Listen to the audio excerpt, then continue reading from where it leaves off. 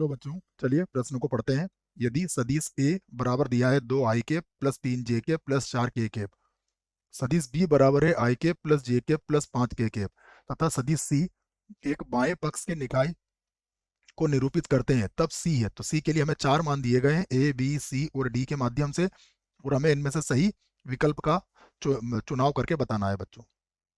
प्रश्न को हल करेंगे उसके पहले मुख्य अवधारणा लिखेंगे। मुख्य अवधारणा में हम प्रश्न को किस प्रकार से हल किया जाएगा इस बात पर विचार करेंगे और उससे संबंधित सूत्र भी लिखेंगे। तो सबसे पहली जानकारी आपको यह होना चाहिए कि बाएं पक्ष के निकाय से हमारा तात्पर्य क्या है। तो यहां लिख देता हूं मैं, बाएं बाएं पक्ष का निकाय। तो बाएं पक्ष का निकाय, देखिए बाएं पक्ष का निकाय से हमारा तात्पर्य है कि हमारा एबीसी से संबंधित जो निकाय बनाया जाएगा उसका उत्तर 0 से कम आएगा, क्योंकि ये मूल बिंदु की इधर होगा। बच्चों देखो यहां से समझ लो इसे। मान लीजिए ये मूल बिंदु है, तो इधर क्या मिलता है हमें, यहाँ पर होता है बायां पक्ष। तो ये बायां निकाय इधर मिलेगा आपको, और इधर क्या मिलेगा आपको, दायां निकाय। तो बाएं निकाय के लिए आपको एबीसी से संबंधित जो भी निकाय आप बनाना बनाएंगे वो क्या मिलेगा आपको, 0 से कम ही मिलेगा। तो प्रश्न की तरफ चलते हैं। प्रश्न में अगर देखें तो ए बी सी, तो यहां पर हम लिख लेते हैं कि यदि यदि ए सदिश कॉमा बी सदिश तथा सी सदिश क्या बनाते हैं, बाएं पक्ष का निकाय बनाते हैं। बाएं पक्ष का निकाय बनाते हैं। निकाय निरूपित करते हैं या बनाते हैं, निकाय निरूपित कर देते हैं। प्रश्न के हिसाब से लिखें तो निरूपित करते हैं,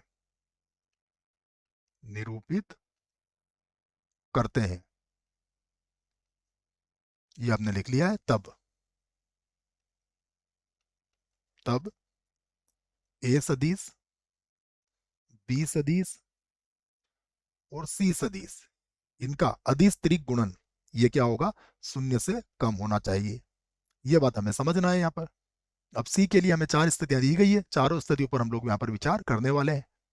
तो पहली स्थिति कि यदि यदि सी सदिश किसके बराबर हो, 11 i कैप माइनस का 6 j कैप माइनस का k कैप, ये ले लेते हैं हम, और यहाँ पर मान ज्ञात करते हैं इसका। तो अब यदि यहाँ पर मान ज्ञात करें तो इसको यहाँ से लिख लेते हैं बच्चों। यहाँ से ए सदिश बी सदिश और सी सदिश, इसको कैसे हल करते हैं, इसको सारणिक की सहायता से हल कर सकते हैं। सबसे पहले ए में देखें तो ए के गुणांक कितने हैं हमारे पास, ये है 2 3 4। बी के गुणांक कितने हैं, 1 1 और 5। और सी के लिए हमने संभावित मान अभी कितना लिया है, 11 माइनस 6 माइनस 1। और अब हम इस सारणी को हल कर सकते हैं। तो यहाँ पर इस सारणी को हल कर लेते हैं। देखिए दो दो की सीध में आने वाली पंक्ति और स्तंभ को हटा लेंगे तो ये होगा माइनस का 1, और इधर हो जाएगा 6 का पड़ा 5 बार बोलेंगे तो प्लस का 30 हो जाएगा ये। उसके बाद माइनस का 3, फिर इसकी सीध में पंक्ति और स्तंभ को हटा लेंगे तो यहाँ पर होगा माइनस का 1, और 11 का पड़ा 5 बार बोलेंगे तो माइनस का हो जाएगा 55 ये। उसके बाद प्लस का 4 होगा, प्लस का 4 यहाँ से लिख लेता हूँ मैं, और इसकी सीध में पंक्ति और स्तंभ को हटाएंगे तो माइनस का 6, इधर हो जाएगा माइनस का 6 और माइनस का 11, माइनस के 11। तो यहाँ से हम इसका मान ज्ञात कर लेते हैं। 30 में से 1 घटाएंगे तो ये 29 बचेगा, 29 को 2 से गुणा कर लो तो ये हो जाएगा 58। यहाँ पर देखिए माइनस माइनस हमारा प्लस हो जाएगा, तो प्लस का मैं इसको गुणा करके बता देता हूँ बच्चों। ठीक है, तो प्लस का ये पहले 56 करेंगे अपन, 55 और 1 56, और इसको 3 से गुणा कर लेंगे तो ये हो जाएगा 18 के 8, और 15 और 1 हो जाएगा 16। तो ये हो गया प्लस का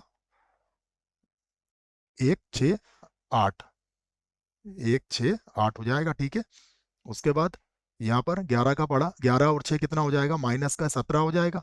17 को 4 से गुणा करना पड़ेगा, 17 तो कितना होता है 68, तो ये हो जाएगा माइनस का 68।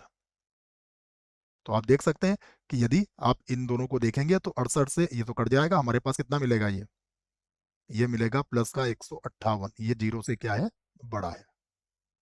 इसे हम चाहें तो समीकरण 1 बना सकते हैं।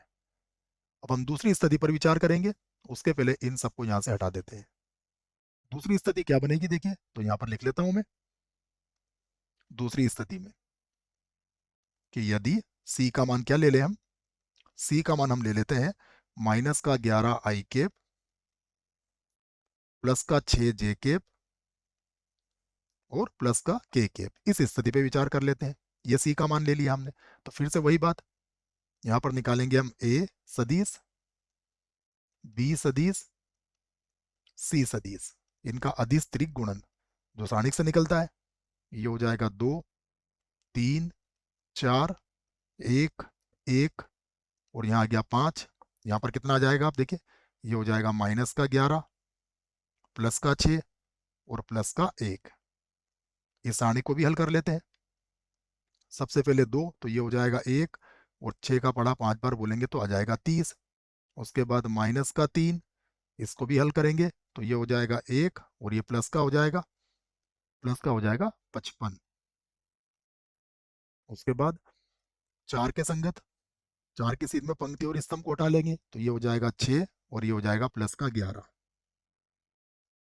तो यहाँ पर 30 में से 29, तो ये तो -58 हो जाएगा, जैसा पहले भी हुआ था। ठीक है बच्चों, पहले प्लस का हो गया था, इस बार माइनस का होगा, तो ये तो हो गया 58। उसके बाद 55 और 1 56, 56 को जब हमने 3 से गुणा किया था तो 168 आया था, तो ये हो गया -168 हो जाएगा। ठीक है। उसके बाद 11 और 6 17, 17 का पढ़ा 4 बार बोला था तो कितना आया था, 68 आया था। ये आ गया हमारा 68, तो यहाँ माइनस का 100, तो ये माइनस का 158 आ जाएगा।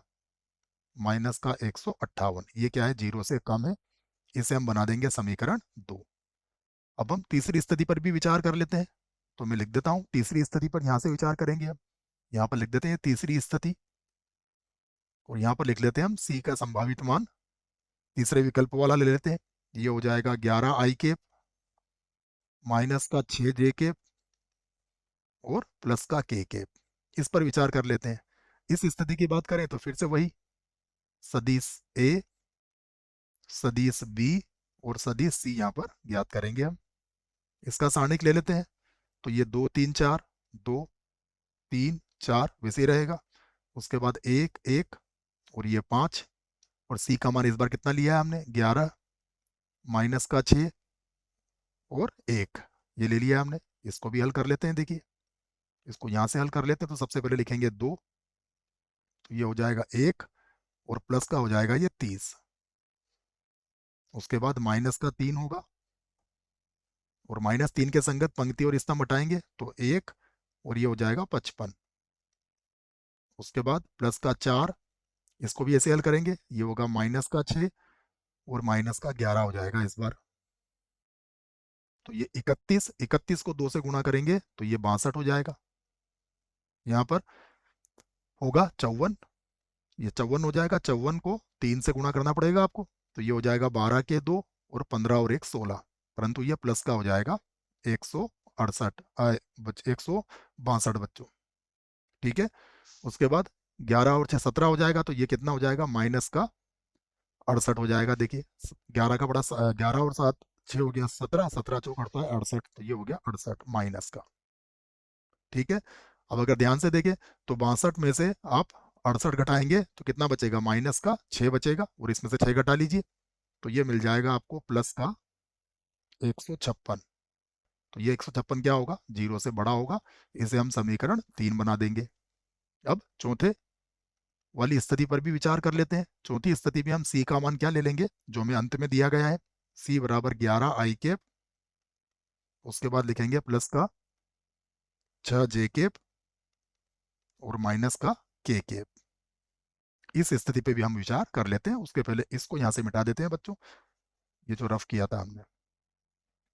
और अब यहाँ पर जब इसको हल करेंगे तो फिर से वही बात, क्या करेंगे, a सदिश, b सदिश और c सदिश, और इसका भी सारणिक ज्ञात कर लेते हैं। सबसे पहले तो वही आएगा 2 3 4 और उसके बाद 1 1, यहाँ हो जाएगा 5, उसके बाद 11 6 और यहाँ पर आ जाएगा -1। इसको हल कर लेते हैं। तो सबसे पहले दो, दो के सीध में पंक्ति और स्तंभ हटाए, तो ये माइनस का एक, और 6 5 हो गया ये 30, ये हो जाएगा 30। फिर माइनस का 3, इसके संगत पंक्ति और स्तंभ हटाए, तो ये होगा माइनस का एक, और 11 हो जाएगा 55, तो माइनस का 55 हो गया ये। उसके बाद प्लस का 4, इसके सीध में पंक्ति और स्तंभ को हटाएंगे, तो ये होगा 6, और माइनस हो जाएगा 11। इसे हल कर लेते हैं, तो 30 में से एक गया 29, 29 को 2 से गुणा करेंगे तो 58 आएगा। यहाँ पर 56 हो जाएगा। कितना हुआ ये? 55 और एक 56, और 56 को अभी हमने 3 से गुणा किया था, 18 के 8, और 15 और एक 16 हो गया था। ठीक है, 168 होगा ये, और माइनस माइनस प्लस हो जाएगा, प्लस का 168। उसके बाद यहाँ 11 में से 6 जाएंगे तो कितना बचेगा? माइनस का 5, 5 को 4 से गुणा करोगे तो ये माइनस का 20 हो जाएगा। तो अब अगर आप देखें तो 168 तो वैसे ही रहेगा। उसके बाद 58 में से 20 घटा लो आप, 58 में से 20 घटाओगे तो 8 में से 0 गया तो 8 मिलेगा आपको, और 5 में से 2 गया तो 3 मिल जाएगा। 8 और 8 16 के 6, 6 और 3 9 और 1 10, 1 और 1 हो जाएगा 2। तो ये कितना मिला हमें? ये मिल गया हमें प्लस का 206 मिल जाएगा, 206 हो गया ये। अब ये जो है ये भी देखिए जीरो से बड़ा आया हमारा। हमें क्या चाहिए था? जीरो से कम वाला मान। पहले इसे हटा देते हैं, फिर चलते हैं विकल्प की तरफ। अब कहाँ पर आया था? हम चाहे तो इसे समीकरण बना देते हैं बच्चों, इसे बना देंगे समीकरण 4। और अब आपको केवल ये देखना है कि कहाँ पर आपका ऋणात्मक मान आया था। तो हमारा 2 3 4, देखो 3 4 में भी धनात्मक है, 3 में भी धनात्मक है, 2 में हमारा ऋणात्मक है, अर्थात ये हमारा उत्तर होगा विकल्प 2 वाला बच्चों। ठीक है, ये भी हमारा जीरो से बड़ा आया था, तो विकल्प 2 की तरफ चलना पड़ेगा हमें। तो ये भी गलत है, ये भी गलत है, ये भी गलत है, और ये जो विकल्प है ये इस प्रश्न के लिए सही विकल्प है बच्चों। आशा करता हूँ प्रश्न का उत्तर अच्छे से समझ में आया होगा। धन्यवाद।